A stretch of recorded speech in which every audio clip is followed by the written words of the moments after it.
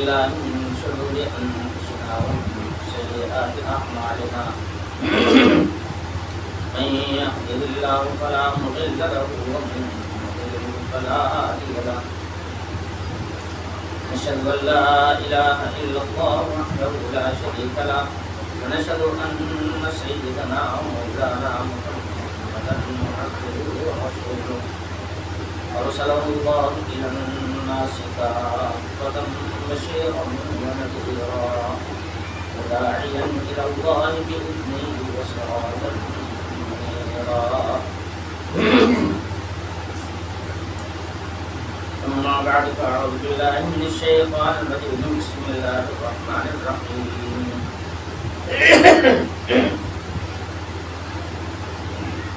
ولبثوا في كهفهم 300 سنين وازدادوا تسعا والله أعلم بما لبثوا له غيب السماوات والأرض أبصر به وأسمع ما لهم من دونه من ولي ولا يشرك في حكمه أحدا واتل ما أوحي إليك من كتاب ربك لا مبدل لكلماته ولن تجد من دونه ملتحدا واصبر نفسك مع الذين يدعون ربهم بالغداة والعشي يريدون وجهه ولا تعد عيناك عنهم تريد زينة الحياة الدنيا ولا تطع من أغفلنا قلبه عن ذكرنا واتبع هواه وكان أمره فرطا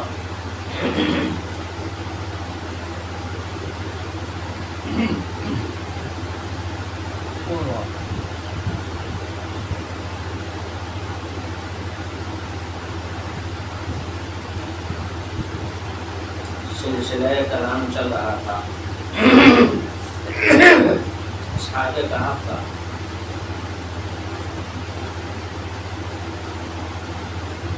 نجران کے علماء حضور اکرم صلی اللہ علیہ وسلم کے پاس آ کر کے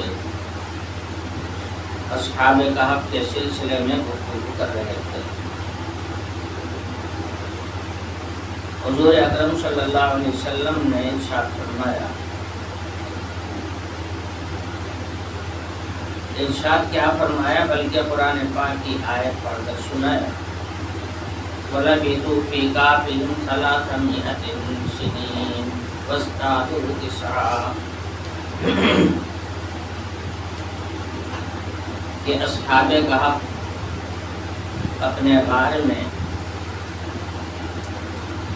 300 سال تک پڑے رہے سوتے ہوئے اور 9 سال اوپر بڑھ گئے یعنی 309 سال تک وہ سوتے رہے.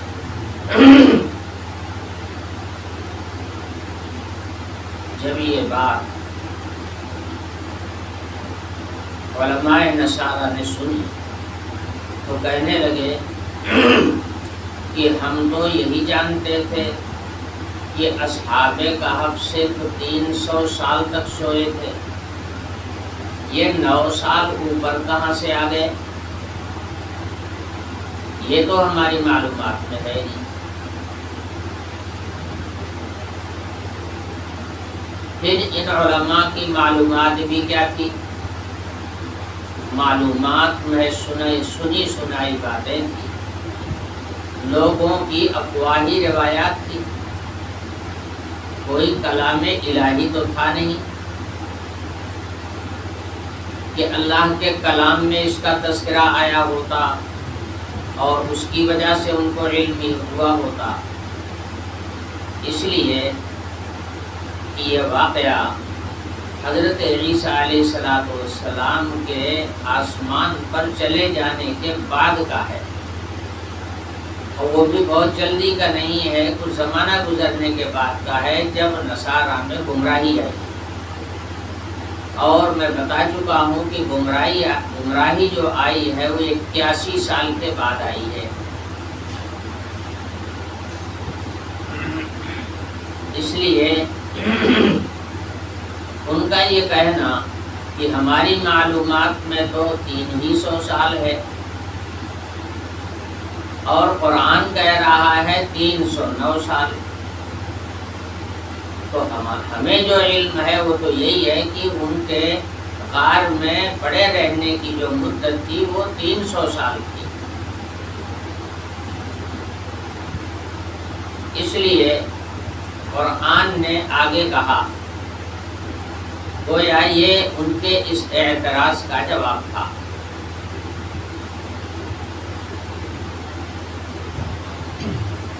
جو علم اللہ کے کلام سے ملتا ہے وہ ہوتا ہے یقینی،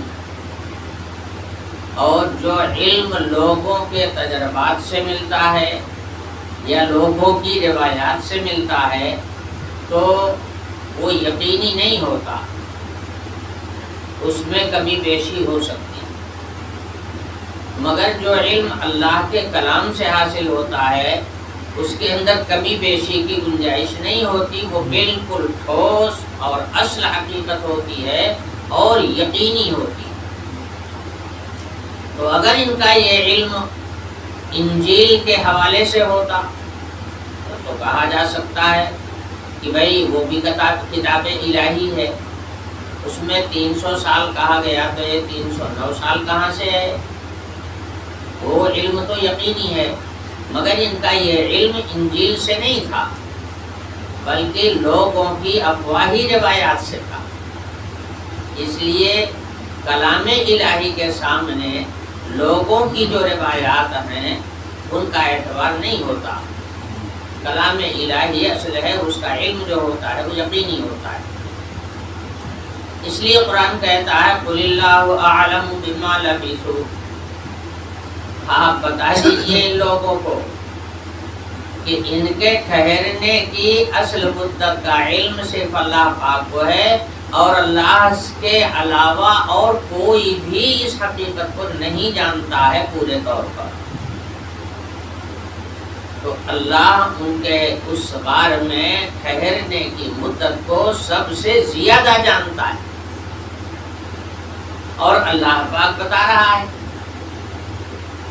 کہ 309 سال وہ حضرات غار کے اندر سوتے رہے۔ اس کے بعد قرآن رہنمائی کرتا ہے حق تعالی شانہ کی طرف، کہتا ہے لہو غیب السماوات والارض، زمین و آسمان کی تمام پوشیدہ چیزوں کا علم تو صرف اسی کو ہے۔ اب تھوڑا اور آگے رہیے۔ غار کے اندر ان لوگوں کا روپوش ہو جانا اور دقیانوس کا اس غار کے منہ کو بند کرا دینا، اب اس کے بعد تو ان کا سارا حال پوشیدہ ہو گیا، نہ کوئی دیکھنے والا ہے وہاں، نہ پہنچنے والا ہے، نہ کوئی معائنہ کرنے والا ہے۔ اصحاب کہف کا حال پوشیدہ امور میں سے ہو گیا، جہاں عام طور پر لوگ پہنچ نہ سکیں یا کوئی آدمی وہاں، اور ایسا انتظام اللہ پاک نے کر دیا تھا کہ وہاں لوگوں کے جانے کا کوئی راستہ ہی نہیں رہ گیا تھا۔ اور پھر یہ مدت بھی تھوڑی سی مدت تو تھی نہیں، یہ تو کئی سو سال کی مدت تھی، نہ جانے کتنے لوگ پیدا ہوئے ہوں گے ان کے بعد، اور پیدا ہونے کے بعد مر بھی گئے ہوں گے۔ تو یہ تو غیبی امور میں سے ہے۔ تم نے سنی سنائی باتوں کی وجہ سے یہ اشکال کیا، یہ اعتراض کیا کہ ہماری معلومات میں تو 300 سال ہے اور آپ کہہ رہے ہیں 309 سال۔ فرمایا گیا اللہ جو ہے ان کی حالت کو زیادہ جانتا ہے، اس لیے کہ ان کا معاملہ تو پوشیدہ امور میں سے ہے۔ زمین کی گہرائیوں میں اور زمین و آسمان کے درمیان میں اس وسیع فضا میں، اور پھر اس فضائے آسمانی کے اوپر آسمانوں میں، اور اس فضائے آسمانی کے درمیان میں چلنے والے تمام پروں میں، پروں سے مراد جیسے چاند ہے، سورج ہے، ستارے ہیں، یہ سب کے سب اسی فضائے آسمانی میں گردش کر رہے ہیں. ان کا صحیح علم کس کو ہو سکتا ہے؟ ان کے درمیان میں کیا ہو رہا ہے، ان کے اوپر نیچے کیا ہو رہا ہے، ان کے بیچ میں کیا ہو رہا ہے، زمین کی تہوں میں کیا کیا چیزیں پوشیدہ ہیں، زمین کی گہرائیوں میں کیسی کیسی چیزیں اللہ پاک نے رکھا ہے، کون جانتا ہے؟ مگر وہ جانتا ہے جس نے اس زمین کو بنایا ہے. وہ اس کے ایک ایک حال سے واقف ہے، ایک ایک کیفیت سے واقف ہے. جس نے اس اتنی بڑی فضا کو بنایا ہے، جس نے اس چاند اور سورج کو بنایا ہے، جس نے ان ستاروں کو بنایا ہے اور ستاروں کو بنا کر کے اسی فضائے آسمانی کے درمیان میں دوڑا دیا ہے اور سب گردش کر رہے ہیں. آج آپ سے کوئی پوچھے کہ چاند کے اوپر کون کون سی چیزیں پائی جاتی ہیں، اندر کی بات تو چھوڑ دیجئے، اوپر کی بات بھی آپ نہیں بتا سکتے کہ کیا چیزیں ہیں. اوپر کی چیزیں بھی نہیں بتا سکتے، چل جائے کہ اس کے اندر کیا ہے اس کو کون جانتا ہے. اسی زمین پر جس کے اوپر آپ رہ رہے ہیں، اس کی گہرائیوں میں کیسی کیسی چیزیں پوشیدہ ہیں اور کیا کیا چیزیں ہیں کون جانتا ہے. اس سمندر میں جو اسی زمین سے ملحق ہے، زمین سے ملا ہوا ہے، اس سمندر کے اندر اللہ نے کیسی کیسی چیزیں پیدا کی ہیں. کچھ چیزوں کی معلومات انسان کو ہے، زیادہ تر چیزیں تو انسان کی معلومات سے باہر ہے. مشہور یہ ہے کہ جتنی مخلوق خشکی میں پائی جاتی ہے، اس سے زیادہ مخلوق اللہ نے سمندر کے اندر پیدا کیا ہے. اور سمندر کا رقبہ بھی تو بڑا ہے. زمین 1/4 ہے اور سمندر 3/4 ہے. تو سمندر کی گہرائی، سمندر کی وسعت اور پھر سمندر کے اندر پائی جانے والی اشیاء کیسی کیسی چیزیں ہیں یہ کوئی نہیں جانتا ہے. ہاں کچھ چیزوں کی معلومات آدمی کر لیتا ہے، تجربات کے ذریعے سے وہاں تک جب پہنچ ہوتی ہے تو کچھ چیزوں کی معلومات ہو جاتی ہے، لیکن جہاں پہنچ ہی نہیں ہے اس کی معلومات کیا ہوگی. چند سال پہلے میں نے سنا تھا کہ اسی سمندر میں ایک مقام ایسا ہے کہ پانی کے جہاز اگر اس جگہ میں پہنچ گئے تو پھر ان کا پتہ ہی نہیں چلتا کہ کیا ہو گیا. سمندر میں جہاز دوڑ رہے ہیں چاروں طرف، مگر ایک مقام سمندر میں ایسا ملا ہے، تحقیق سے معلوم ہوا ہے کہ اگر کوئی جہاز بڑا ہو یا چھوٹا اس مقام پر پہنچ گیا تو لاپتہ ہو جاتا ہے. اس کا پھر کچھ علم ہی نہیں ہو پاتا ہے کہ گیا کہاں. نہ اس کا آدمی کوئی لوٹ کے ملے گا اور نہ جہاز کا کوئی پرزہ ملے گا. ابھی چند سال پہلے یہ رپورٹ آئی تھی. تو سمندر میں ایسی ایسی جگہیں موجود ہیں، اس کا حقیقی علم سوائے اس کے جس نے اس کو پیدا کیا ہے اور کس کو ہو سکتا ہے. تو اصحاب کہف کا معاملہ یہ پوشیدہ امور میں سے ہے، انسانوں کی معلومات سے باہر کا ہے. اللہ پاک جو بات بیان فرمائیں گے وہی بات یقینی ہوگی، اس لیے کہ انہیں ذرے ذرے کا علم ہے اور باقی کسی کو ذرے ذرے کا علم نہیں ہے. فرمایا گیا لہو غیب السماوات والارض، آپ ان سے کہہ دیجئے کہ زمین و آسمان کے تمام مغیبات اور زمین و آسمان کی تمام پوشیدہ چیزیں جو ہیں اس کا علم تو بس اسی کو ہے. آپ غور کریں یہ زمین آسمان کے درمیان کی فضا کتنی بڑی ہے. ناپنا اور اس کے رقبے کا معلوم کرنا تو دور کی بات ہے، اس کا تصور بھی نہیں کر سکتا، کھوپڑی پڑ جائے گی. سوچو اتنا بڑا سورج، جس کو زمین سے بہت کافی بڑا کرہ بتایا جاتا ہے کہ سورج کا کرہ جو ہے وہ زمین سے گنا بہت زیادہ بڑا.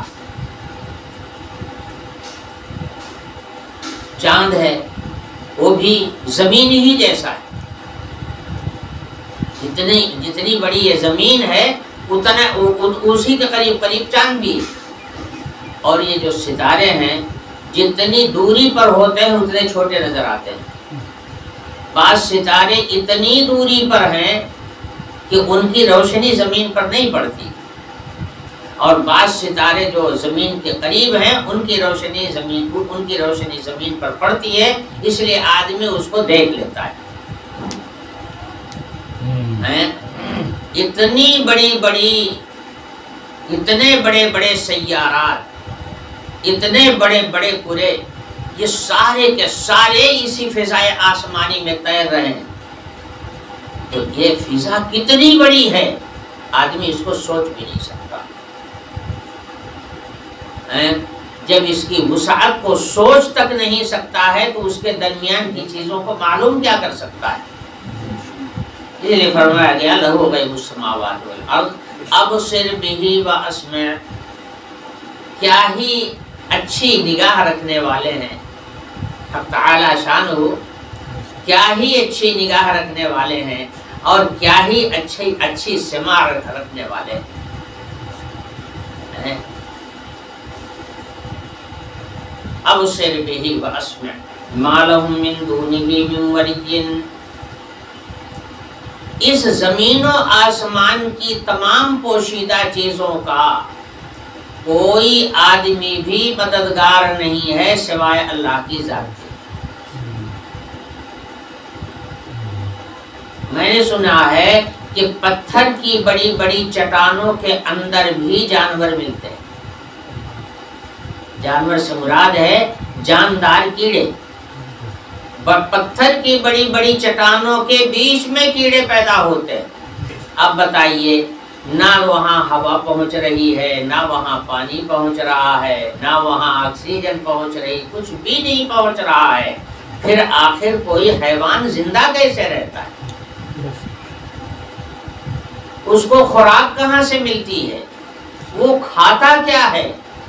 اور اس چٹان کے بیچ میں وہ زندہ رہتا کیسے ہے؟ زندگی کا کوئی سامان وہاں تک پہنچنے والا نہیں ہے، پھر کیسے زندہ رہتا ہے؟ اللہ پاک جو کسی چیز کو جہاں پیدا کرتے ہیں اس کی روزی کا سامان بھی وہی پیدا کر دیتے ہیں. اس کی روزی کا سامان دیکھیے، آپ غلہ رکھتے ہیں، غلے کے اندر کیڑے پیدا ہو جاتے ہیں. چاہے جتنا بند کر کے آپ رکھیں اس کے اندر کیڑے پیدا ہو جاتے ہیں. اور ان کو غذا کہاں سے ملتی ہے؟ اسی دانے کے اندر ملتی ہے. یہ پیڑ کھڑے ہیں، ان کے اندر کیڑے پیدا ہو جاتے ہیں. جب کیڑے پیدا ہو جاتے ہیں پیڑ سوکھنے لگتا ہے. جب اس کی کٹائی ہوتی ہے تو اندر کیڑے نکلتے ہیں، اور موٹے موٹے کیڑے نکلتے ہیں. اندر پیدا ہوئے اندر ہی پڑے ہوئے ہیں، کہاں سے زندہ ہیں؟ ہوا وہاں تک نہیں پہنچ رہی ہے، آکسیجن وہاں نہیں پہنچ رہی، پھر آخر زندہ کیسے ہیں؟ بس معاملہ یہ ہے کہ زمین و آسمان کے تمام پوشیدہ امور کا علم صرف اللہ پاک کو ہے. وہی ہر چیز کو پیدا کرتے ہیں اور وہی ہر چیز کے باقی رہنے کا انتظام بھی فرماتے ہیں. تو ما لہم من دونہ من ولی، ان کا کوئی مددگار نہیں ہے، کوئی غذا پہنچانے والا نہیں ہے، کوئی ان کی مدد کرنے والا نہیں ہے. ان کی مدد اگر کرے گا تو صرف اللہ ہی کرے گا. یہ اتنے جنگلی جانور گھوم رہے ہیں، ان کو دانا پانی کے انتظام کون کرتا ہے؟ آپ کرتے ہیں کہ ہم کرتے ہیں؟ ان کے دانا پانی کے انتظام ہم آپ کر ہی نہیں سکتے. ہم لوگ تو ان کو دیکھ کے بھڑک جاتے ہیں. اگر ایک چیتا آ جائے، ایک لکڑ بگھا آ جائے علاقے میں، دیکھیے کیسی سنسنی پھیلتی ہے اور کیسا خوف و دہشت کا ماحول ہوتا ہے۔ تو جو آدمی ان جانوروں کو دیکھ کر بھاگے وہ بھلا ان کی مدد کیا کرے گا؟ پا جائے تو ان کو مار ڈالے، مدد کیا کرے گا؟ تو کوئی ان کا مددگار نہیں ہے سوائے اسی ذات کے جس نے ان کو پیدا کیا ہے۔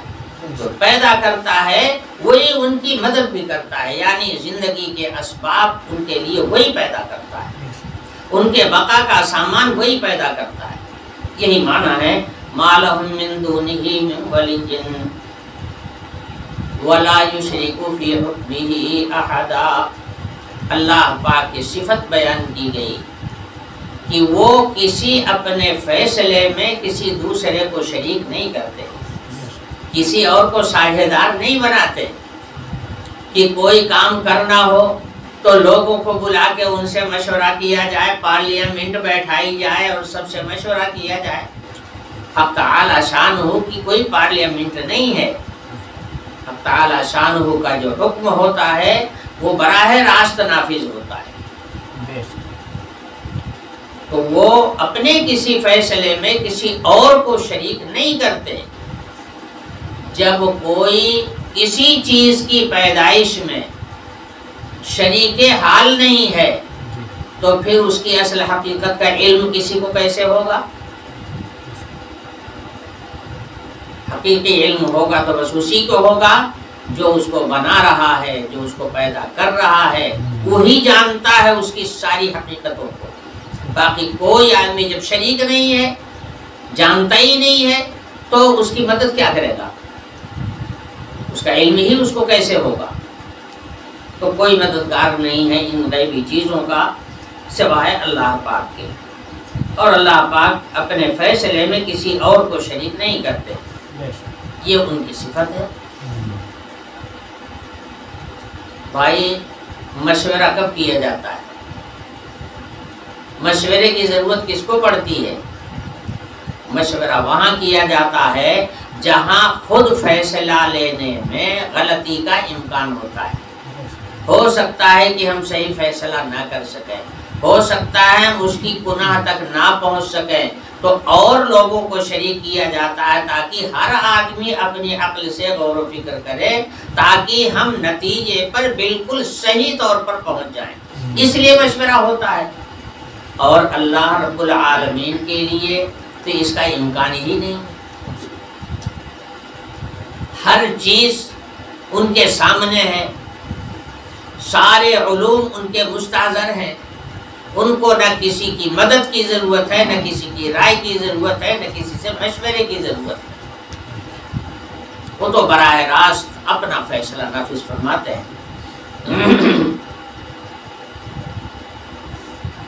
اس کے بعد ارشاد فرمایا گیا کہ اصحاب کہف کے سلسلے میں یا اس سوال کے جواب میں جو آیتیں آپ پر اتاری گئی ہیں وہ آیتیں آپ پڑھ کر کے ان کو سنا دیجیے۔ وَاتْلُ مَا أُوحِيَ إِلَيْكَ مِنْ كِتَابِ رَبِّكَ، آپ کے رب کی جانب سے جو علم آپ کو دیا گیا، جو کتاب اتاری گئی، آپ اس کو پڑھ کر کے ان کو سنا دیجیے۔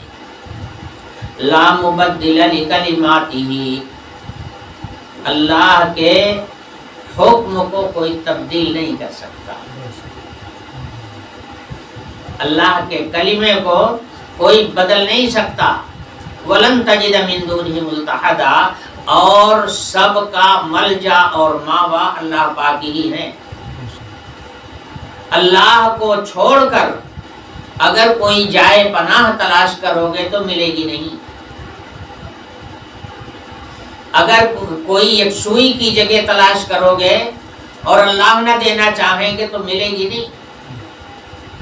ملجا اور ماوا بس انہی کی ذات ہے،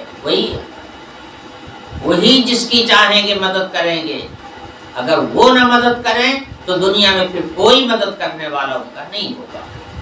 لا مبدل لکلماتہ ولن تجد من دونہ ملتحدا، کوئی مقام حفظ آپ کو نہیں ملے گا اگر اللہ پاک کی جانب سے مدد نہ ہو۔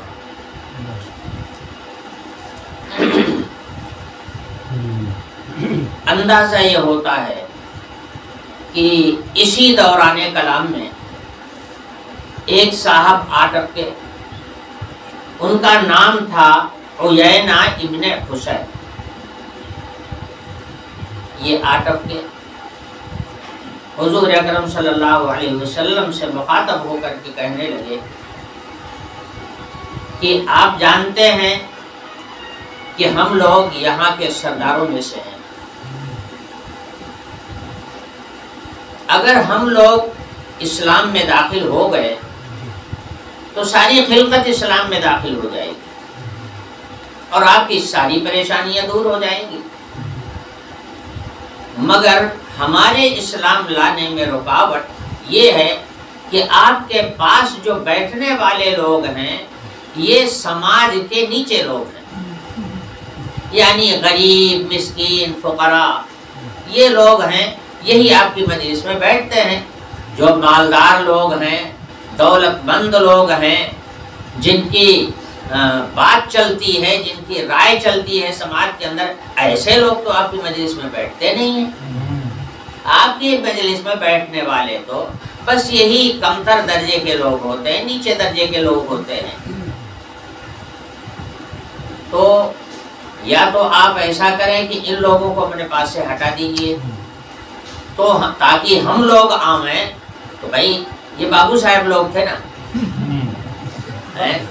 اب بابو صاحب جو ہے وہ ہریجنوں کے بیچ میں کیسے بیٹھیں گے؟ ان کو ہٹائیے۔ اصل میں ہوا یہ تھا کہ جس وقت عیینہ ابن حسین حضور کے پاس آیا، آدمی اسلام لایا لیکن اس وقت تو غیر مسلم ہی تھا۔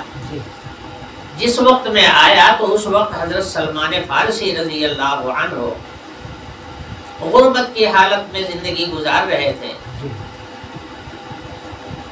صرف ایک چادر تھی یا ایک کمبل تھا، وہی کمبل لپیٹے ہوئے تھے اور کوئی دوسرا کپڑا ان کے بدن پر نہیں تھا۔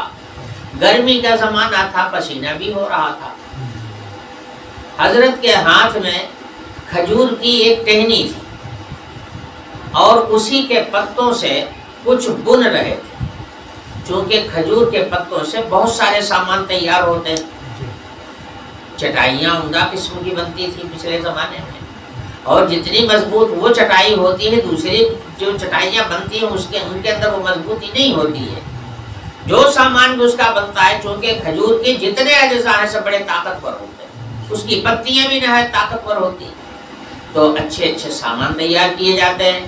چونکہ وہاں پر کھجوروں کے پیڑ ہوتے ہیں، کھجوروں کی شاخیں ہوتی ہیں اور اس سے طرح طرح کے سامان تیار کیے جاتے ہیں۔ تو حضرت سلمان فارسی رضی اللہ عنہ کے ہاتھ میں ایک شاخ جو ہے اس کی کھجور کی موجود تھی اور اسی کی پتیوں کو پھاڑ پھاڑ کر کے وہ کچھ بن رہے تھے، یعنی کوئی سامان تیار کر رہے تھے۔ تو ظاہر ہے یہ اس بات کی طرف اشارہ ہے، یا یوں کہہ لیجئے کہ بظاہر یہ بات ایسی بظاہر یہ معلوم ہو رہا ہے کہ یہ غریب آدمی ہے۔ جیسے پہلے اپنے یہاں یہ ہوتا تھا کہ یہ باغ وغیرہ جو ہے اپنے ہاتھ سے بنا جاتا تھا یہاں پر، تو لوگ کہیں جاتے تھے تو بات بنتے ہوئے چلے، کوئی نہ لیے ہوئے ہیں، بات بن رہے ہیں اور بنتے بنتے چلے جا رہے ہیں۔ کسی سے بات کرنے کے لیے گئے، کسی سے ملنے کے لیے گئے تو وہی نہ لیے ہوئے ہیں اور بات کر رہا ہے اور بات بھی کر رہے ہیں، دونوں کام ہو رہا ہے۔ تو یہی صورتحال تھی، یہ غربت کے زمانے میں ایسے ہی ہوتا ہے۔ تو حضرت سلمان فارسی رضی اللہ عنہ کی یہ حالت دیکھ کر کے عیینہ نے کہا کہ یہ نیچے درجے کے لوگ ہیں، جن کے پاس کپڑا تک نہیں ہے، جن کے پاس کھانے کا سامان نہیں ہے، یہ نیچے درجے کے لوگ ہیں۔ آپ ان کے بیچ میں ہم کو بٹھانا چاہتے ہیں تو ہم ان کے بیچ میں نہیں بیٹھیں گے۔ ایک ہی شکل ہے کہ ہم آمیں تو آپ ان کو اٹھا دیجیے، ان کے پاس آپ کو بیٹھنا ہو تو آپ دوسری کسی مجلس میں بیٹھیے، مگر ہم لوگ جب تک رہیں تب تک ان لوگوں کو آپ یہاں سے مجلس سے اٹھا کر کے باہر کر دیجیے۔ یہ اس نے سوال رکھا تھا۔ حضور اکرم صلی اللہ علیہ وسلم اس سلسلے میں بہت ہی متردد تھے، بڑی کشمکش کی صورت تھی، اس لیے کہ حضور کو یہ خواہش بھی تو تھی کہ اللہ کے زیادہ سے زیادہ بندے اسلام کی روشنی سے فائدہ اٹھائیں، اسلام کا نور ان کے سینوں میں پہنچے، اس کی خواہش بھی تھی۔ اب اس نے ایک چلتی ہوئی گاڑی کے سامنے کاٹ رکھ دیا کہ ہم لوگ تو تب بیٹھیں گے آپ کی بات سننے کے لیے جب ان لوگوں کو آپ ہٹا دیجئے، نیچے لوگ ہیں ہم لوگ تو اونچے لوگ، بابو صاحب لوگ ہیں، ہم بیٹھے تو یہ کھڑے رہیں، جیسے یہاں تھا ہم بیٹھے تو یہ کھڑے رہیں، ان کی کیا ہمت ہے کہ ہم بیٹھے ہیں اور یہ بھی ہمارے بغل میں بیٹھ جائیں، یہ تو ہماری بڑی بدنامی کی بات ہے، بڑی توہین کی بات ہے۔ اور یہ نا ابن حسین نے یہی سوال حضور کے سامنے رکھا۔ یہ آیت سورہ انعام میں بھی گزر چکی ہے، وہاں میں بتا چکا ہوں کہ حضور نے اپنے ان جانثار صحابہ سے مشورہ فرمایا کہ ایسا یہ لوگ کہہ رہے ہیں، تو صحابہ نے کہا کہ یا رسول اللہ اگر وہ آپ کی مجلس میں آنا چاہتے ہیں، بیٹھنا چاہتے ہیں، ان کے لیے رکاوٹ ہم لوگ بنے ہوئے ہیں، تو ہم جب وہ لوگ آئیں تو ہم لوگ ہٹ جائیں گے، آپ ان سے گفتگو فرمائیں، ہو سکتا ہے کہ اللہ تعالیٰ ان کے دل میں نور ایمان پیدا کر دے، اس لیے اور ہم لوگ جو ہیں ہم تو آپ کے اوپر فدا ہیں، ہم تو آپ کے جانثار ہیں، ہم تو آپ کو چھوڑ کے ہٹنے والے ہیں نہیں، دکھانے کے لیے تھوڑی دیر کے لیے ہٹ جائیں گے، وہ لوگ بیٹھ جائیں۔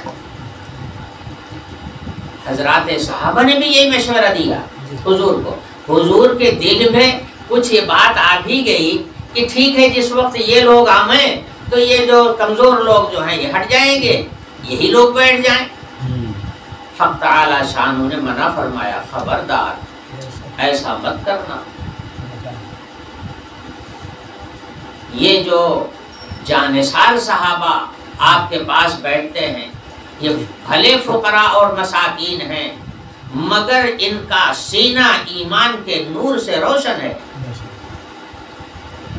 ان کے دل میں اللہ اور رسول کی محبت بھری ہوئی ہے، اور یہ جو مالدار لوگ ہیں نا ان کے دل اس سے خالی ہیں، اس نور سے خالی ہیں، یہ بھلے تھوڑی دیر کے لیے آپ کے پاس بیٹھ جائیں گے، مگر ان کے دلوں میں نہ اللہ رسول کی وہ محبت ہے اور نہ وہ نور ہے۔ اس لیے آپ قطعی طور پر اس بات کو اپنے ذہن سے نکال دیجئے، جس کو بیٹھنا ہو آپ کے پاس آ کے بیٹھے، غربا مساکین آتے ہیں وہ بھی بیٹھیں گے، مالدار چاہتے ہیں آ کے بیٹھیں فائدہ اٹھائیں، نہیں بیٹھنا چاہتے ہیں مت آئیں۔ اگر وہ ایمان لائیں گے تو جنت انہیں ملے گی نا، دوسروں کا کون سا فائدہ اور کون سا نقصان؟ آئیں گے تو خود فائدہ اٹھائیں گے، نہیں آئیں گے تو اپنا نقصان وہ خود کریں گے۔ لیکن جو اہل اللہ کے فدائی رسول کے جانثار حضرات صحابہ ہیں، بھلے فقراء مساکین ہیں، مگر آپ ان کو اپنی مجلس سے اٹھنے کی بات مت کہیے، اپنے آپ کو جمائیے ان کے ساتھ۔ وَاصْبِرْ نَفْسَكَ مَعَ الَّذِينَ يَدْعُونَ رَبَّهُمْ بِالْغَدَاةِ وَالْعَشِيِّ يُرِيدُونَ وَجْهَهُ وَلَا تَعْدُ عَيْنَاكَ عَنْهُمْ تُرِيدُ زِينَةَ الْحَيَاةِ الدُّنْيَا وَلَا تُطِعْ مَنْ أَغْفَلْنَا قَلْبَهُ عَنْ ذِكْرِنَا وَاتَّبَعَ هَوَاهُ وَكَانَ أَمْرُهُ فُرُطًا۔ اللہ پاک نے اپنے نبی کو حکم دیا آپ اپنے آپ کو ان لوگوں کے بیچ میں جمائے رہیے، یہ آپ کے سچے وفادار ہیں، یہ آپ سے محبت رکھنے والے لوگ ہیں، ان کو ہٹا کر آپ ان کی لالچ میں آپ ان کو ہٹا دیں، ایسا ہرگز مت کیجیے۔ اپنے آپ کو جمائے رکھیے ان لوگوں کے ساتھ جو اپنے رب کو یاد کرتے ہیں، اپنے رب کو پکارتے ہیں صبح اور شام، بالغداۃ والعشی، صبح شام یہ اللہ کی عبادت میں رہتے ہیں، اللہ سے لو لگاتے ہیں، اللہ کی طرف رجوع رکھتے ہیں، توبہ اور استغفار میں لگے رہتے ہیں، ذکر الہی میں مشغول رہتے ہیں، بھلا ان کے مرتبے کو یہ پہنچے گی مالدار؟ یہ دولت مند و مالدار ان فقراء کے مرتبے کو پہنچ ہی نہیں سکیں گے۔ حدیث شریف میں فرمایا گیا، نبی کریم صلی اللہ علیہ وسلم نے ارشاد فرمایا کہ فقراء اور مساکین مومن مالدار مومنوں سے 500 برس پہلے جنت میں پہنچ جائیں گے، اس لیے کہ وہ مالداری کی وجہ سے اپنے مال کے حساب کتاب میں مشغول ہوں گے، اور ان کے پاس کوئی حساب کتاب کا معاملہ ہی نہیں ہوگا، کچھ ہوگا ہی نہیں۔ ایک ملک سے دوسرے ملک جانے لگیے تو وہاں ایئرپورٹ پر کسٹم ہوتا ہے، جانچ ہوتی ہے سامانوں کی۔ جن لوگوں کے پاس کچھ نہیں ہے، ایک بیگ لیے ہوئے ہیں، اپنا جھلاتے ہوئے چلے گئے، نہ کوئی ان کو چھیڑتا ہے نہ پوچھتا ہے۔ اور جن لوگوں کے پاس ڈھیر سارا مال ہوتا ہے، ایک ایک اونٹ کا بوجھ لے کر کے چلتے ہیں، ان کے ایک ایک سامان کی تلاشی ہوتی ہے، کیا لے کے جا رہے ہو، کیا لے کے آ رہے ہو، کیا ہے تمہارے پاس۔ کسٹم والے اس کے پیچھے پڑ جاتے ہیں، اور جس کے پاس کچھ نہیں ہوتا بس وہ نکل جاتا ہے آسانی کے ساتھ۔ یہی صورتحال تو وہاں بھی ہوگی، میدان محشر میں یوم الحساب جو ہوگا تو وہاں حساب کتاب ہوگا۔ تو مالدار لوگوں کے پاس تو بہت کچھ تھا، وہ تو اپنے حساب کتاب میں مشغول ہوں گے، اور جو فقراء مساکین جن کے پاس کچھ نہیں تھا فوراً وہ پاسپورٹ دکھائیں گے اور سیدھے ان کو ٹکٹ وہ راستہ مل جائے گا کہ آگے جائیے، وہ نکل جائیں گے۔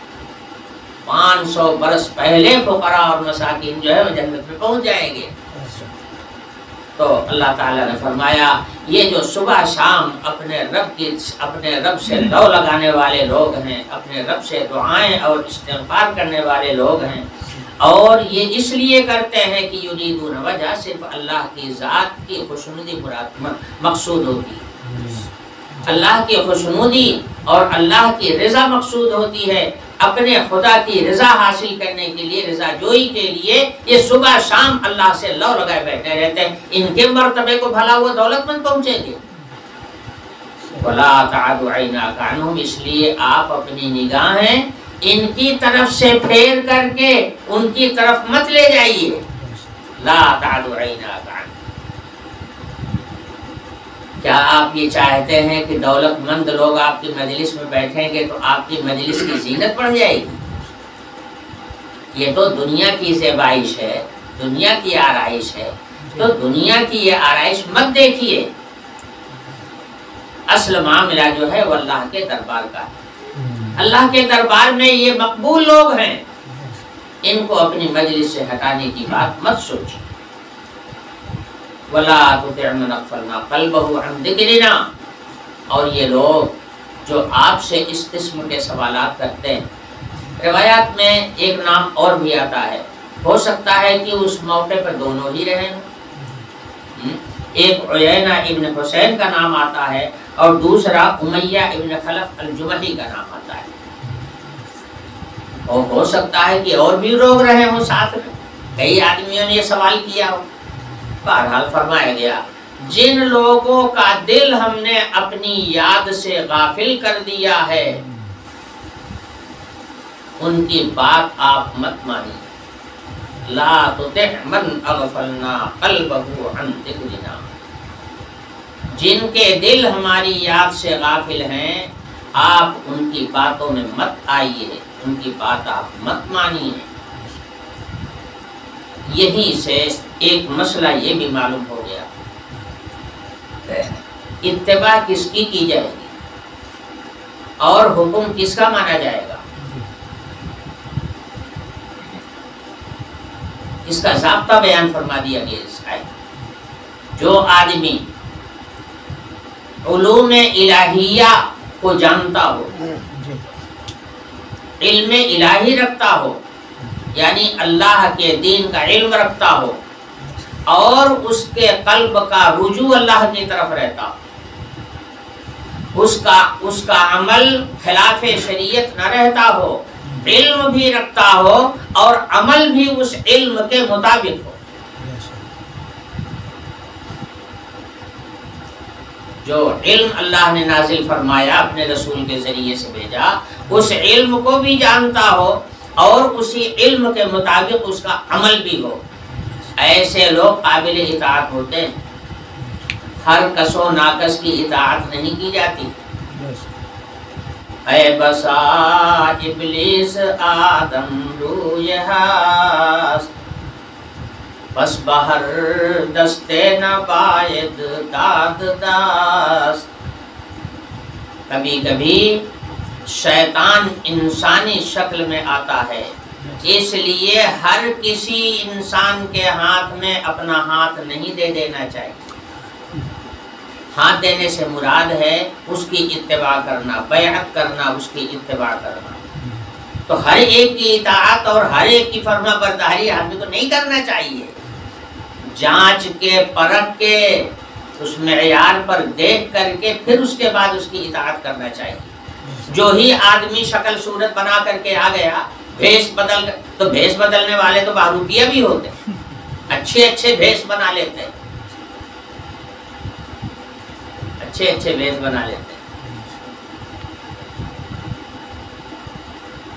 وہ کس بادشاہ کا واقعہ ہے کہ ایک بہروپیہ بزرگ کی شکل میں آیا تھا دھوکہ دینے کے لیے، دھوکہ دینے کے لیے بزرگ بن گیا تھا۔ اب تھا بہروپیہ، بہروپیہ وہ ہوتا ہے جو لوگوں سے کچھ بخشش لینے کی خاطر اپنا بھیس بدل بدل کر کے ان کے سامنے پیش ہوتا ہے، دھوکہ دے دیتا ہے، لوگ دھوکے میں آ جاتے ہیں، اس کے بعد جب وہ کامیاب ہو جاتا کہتا اب لاؤ پیسہ دو۔ یہ بہروپیہ لوگ اس طرح سے پیسہ وصول کرتے ہیں۔ ایک بہروپیہ ہم کو بھی ملا تھا روڑکی میں، پہلے اس نے دوسرا بھیس بنایا اور جب وہ بعد میں راز کھلا، دوسرے آدمیوں نے بتایا کہ یہ تو بہروپیہ ہے، اس کے چکر میں بتائیے گا، اور جب کھل گیا راز تو کہنے لگا پیسہ دیجیے مجھ کو۔ تو کسی یہ مسلم بادشاہوں میں سے کسی بادشاہ کے سامنے آیا، غالباً عالمگیر اورنگزیب رحمۃ اللہ علیہ تھے یا کوئی بادشاہ تھا تو بہروپیہ آیا تھا کہ ہم کو کچھ ملے، یہاں نہیں ملا، تو اس نے بھیس بنایا بزرگ کا، بزرگ کا بھیس بنایا، بیٹھ گیا ایک جگہ جا کر کے جنگل میں اور ذکر میں مشغول ہو گیا، لمبی سی تسبیح لے کر کے بیٹھا ہوا ہے، نہ کھانے جاتا ہے، نہ پینے جاتا ہے، نہ کسی سے بات کرتا ہے، کسی سے نہیں، ایک دم جنگل میں پڑا ہوا۔ اور ایسا آدمی جو کھانے پینے سے بے پرواہ ہو جائے اور تمام خلقت سے اپنا منہ موڑ لے تو دنیا اس کو بزرگ سمجھنے لگتی ہے کہ ان کے پاس واقعی کوئی غیبی طاقت ہے، اس لیے ایسا ہے۔ تو اب دنیا جو ہے دیکھ رہی ہے، کوئی آدمی لے کر کے آتا ہے، کوئی ہدیہ تحفہ لے کے آتا ہے، کچھ دیتا ہے، اشرفی دیتا ہے۔ اس زمانے میں سکہ جو ہے سونے چاندی کے چلتا تھا، سونے چاندی کا سکہ دیتا، پڑھو اس کو، ہم کیا کریں گے، یہ دنیا لے جاؤ تم اپنی، ہمیں کوئی ضرورت نہیں ہے۔ اب اور عقیدت پڑھنا شروع ہو گئی، اور عقیدت یہاں تک کہ دلی میں اس کی بڑی شہرت ہوئی۔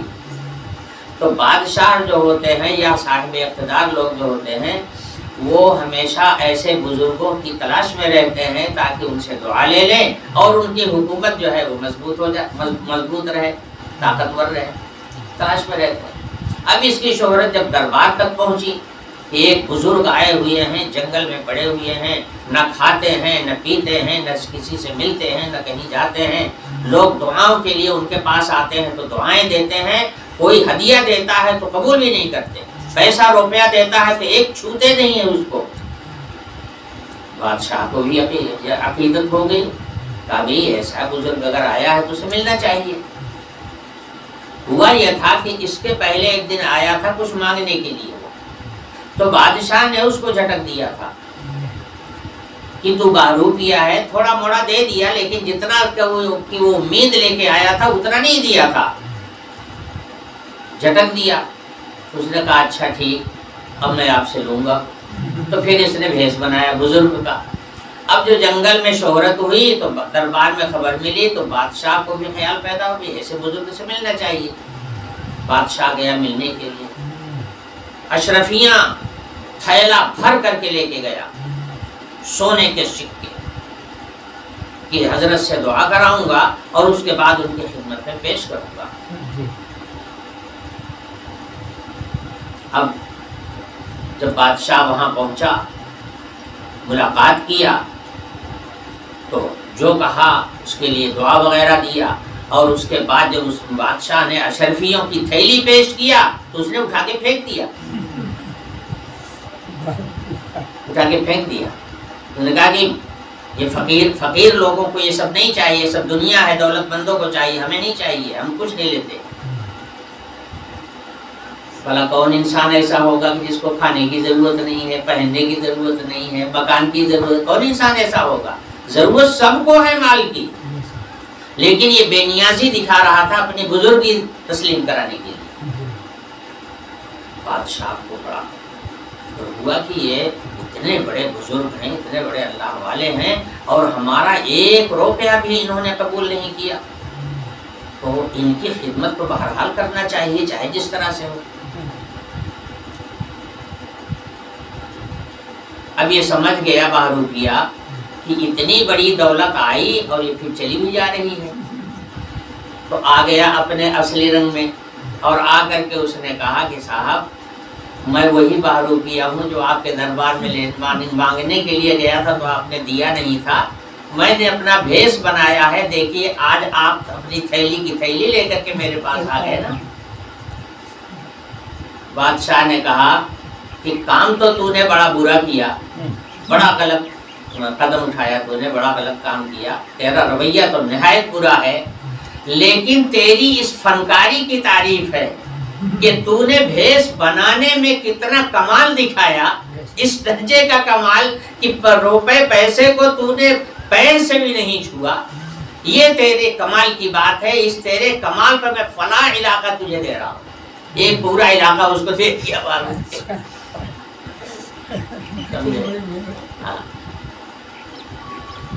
اور پھر اپنی اصلی شکل میں آ گیا۔ تو بھیس بدلنے والے لوگ بھیس بدلنے میں کہ بڑے ماہر ہوتے ہیں، اور اس زمانے میں بھی بھیس بدلنے والوں کی کمی نہیں ہے۔ اسی کو حضرت شیخ سعدی رحمۃ اللہ علیہ نے فرمایا، اے بسا ابلیس آدم روج ہاست، بس بہر دستے نباید داد داست۔ ہر ایک کو بزرگ مت سمجھ لینا، ہر ایک کو عالم ربانی مت سمجھ لینا۔ جو اہل اللہ ہوتے ہیں، جن کے پاس علم شریعت ہو اور پھر ان کی زندگی اس کے مطابق بھی ہو، ایسے ہی لوگ قابل اتباع اور قابل تقلید ہوتے ہیں، انہی کی بات ماننا چاہیے، انہی کی اطاعت کرنا چاہیے۔ جو ہی اس بھیس میں آ گیا اسی کو آپ نے اپنا مقتدی تسلیم کر لیا، بہک جائیں گے، صحیح راہ پر قائم نہیں رہیں گے۔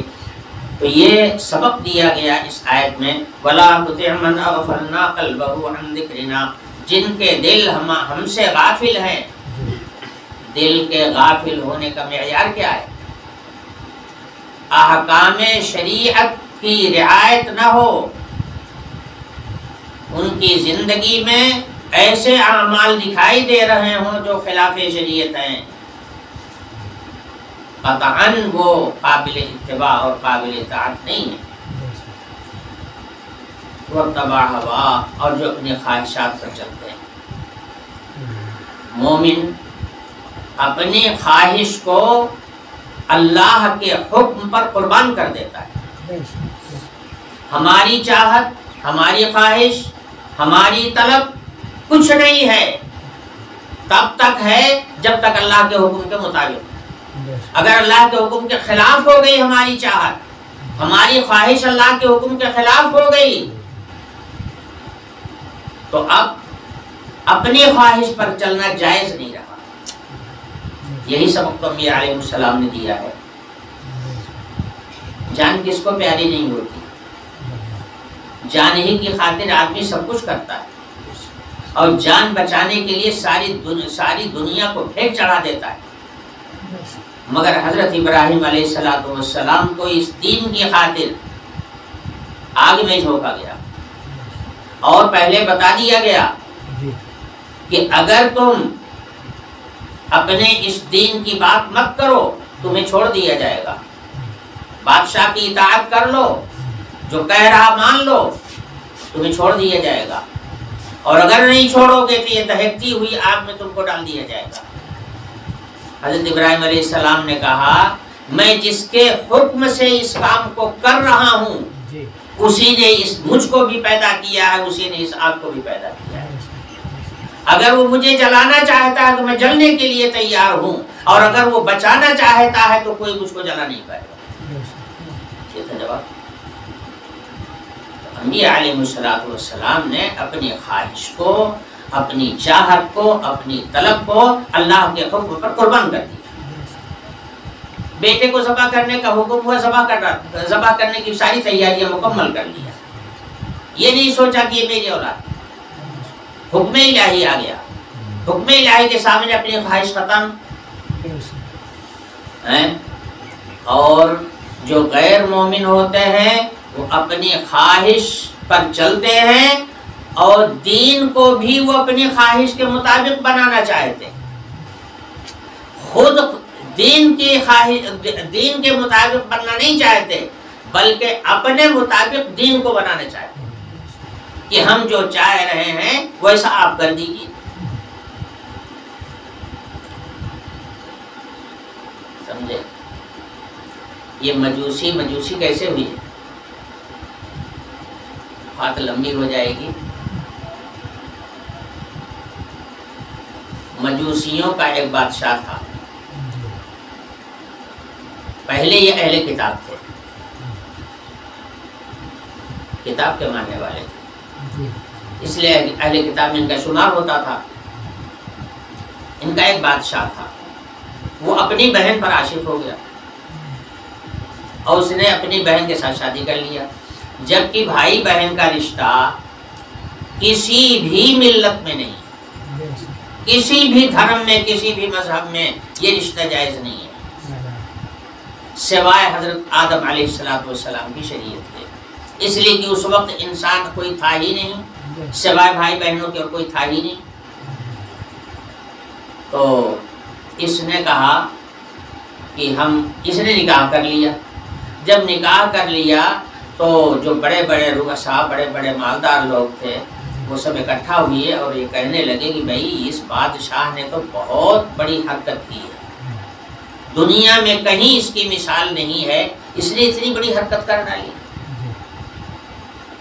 اس بادشاہ کو کرسی سے ہٹاؤ، دوسرے آدمی کو بادشاہ مقرر کرو۔ پوری پبلک اس پر اکٹھا ہو گئی، تو اس نے اپنا پینترا بدلا، اس بادشاہ نے اپنا پینترا بدل کر کے کہنے لگا کہ آپ لوگ ہمارے خلاف کوئی کارروائی کرنے سے پہلے ہماری دلیل سن لیجیے۔ بعض مفسرین نے لکھا ہے کہ یہ سبق اس کو ابلیس نے پڑھایا تھا، غلطی کیا اور غلطی کو اب اس غلطی کو صحیح کرنے کے لیے ابلیس نے سبق پڑھایا۔ ابلیس نے کہا کہ تم یہ کہہ دو لوگوں سے کہ ہمارا دین آدم علیہ السلام والا دین ہے، اور آدم علیہ السلام کی شریعت میں بھائی بہن کا رشتہ ہوتا تھا، تو میرا دین وہی ہے جو آدم علیہ السلام کا دین تھا، اپنے دین کا اعلان کر دو۔ ابلیس کے اس کہنے پر اس نے اس کا اعلان کر دیا، کہا کہ ہمارا دین جو ہماری جو شریعت ہے وہی شریعت ہے جو آدم علیہ السلام کی تھی۔ اس کو مستقل اس نے اپنا مذہب بنا لیا، اسی دن سے یہ لوگ مجوسی کہلانے لگے۔ سمجھے؟ اب دیکھیے کیا تھا اس نے حرکت خلاف شریعت، ساری شریعتوں کے خلاف تھا، کسی شریعت میں اس کی گنجائش نہیں، لیکن ایک حرکت کر جانے کے بعد میں اس کو صحیح کرنے کے لیے کیا کیا اس نے مستقل ایک دین گڑھ دیا اور کہا کہ دین آدم ہے ہماری شریعت جو ہے شریعت آدم، یہ کہہ کر کے اس نے مستقل اپنا دین چلا دیا، اور اتنا مضبوطی کے ساتھ چلایا کہ لوگوں کو دعوت دے دے کر کے بلاتا تھا کہ آؤ اور ہمارے دین میں داخل ہو جاؤ، اور مستقل مجوسیت کا ایک مذہب اس نے جاری کر دیا۔ اس پر میں نے عرض کیا کہ جو لوگ خواہش پرست ہیں وہ اپنی خواہش کو چھوڑنے کے لیے تیار نہیں ہوتے، بلکہ دین اور شریعت کو بھی اپنی خواہش کے مطابق بنانے کی کوشش کرتے ہیں۔ ایسے لوگ دیندار نہیں ہیں، ایسے لوگ قابل اطاعت نہیں ہیں، نہ قابل تقلید ہیں، ایسے لوگ بے ایمان ہیں، گمراہ ہیں، ان سے بچنا چاہیے۔ قابل اتباع وہ لوگ ہیں جو اپنی خواہش کو حکم الہی کے سامنے قربان کر دینے کا جذبہ رکھتے ہیں، یہی فرمایا گیا واتبع ہوا۔ تو جو لوگ اللہ سے غافل ہیں اور اپنی خواہش پر چلنے والے لوگ ہیں اور ان کا معاملہ جو ہے حد سے بڑھا ہوا ہے، تجاوز کیے ہوئے ہے، پٹری سے ہٹا ہوا ہے، ایسے لوگوں کی اتباع ہرگز مت کیجیے۔ اللہ پاک نے اپنے نبی کو یہ ہدایت دی اور نبی کے ذریعے سے یہ ہدایت پوری امت کو ہے۔ جو لوگ احکام شریعت سے غافل ہیں اور خواہش نفسانی کو ترجیح دیتے ہیں، ایسے لوگ ہرگز قابل اطاعت نہیں ہوتے۔ ان کی بات ماننے سے پرہیز کرنا چاہیے اور ان سے اپنے آپ کو دور رکھنا چاہیے۔ یہ ہے خلاصہ اس آیت کا۔ اب انشاءاللہ اگلی آیات کا سبق اگلے درس میں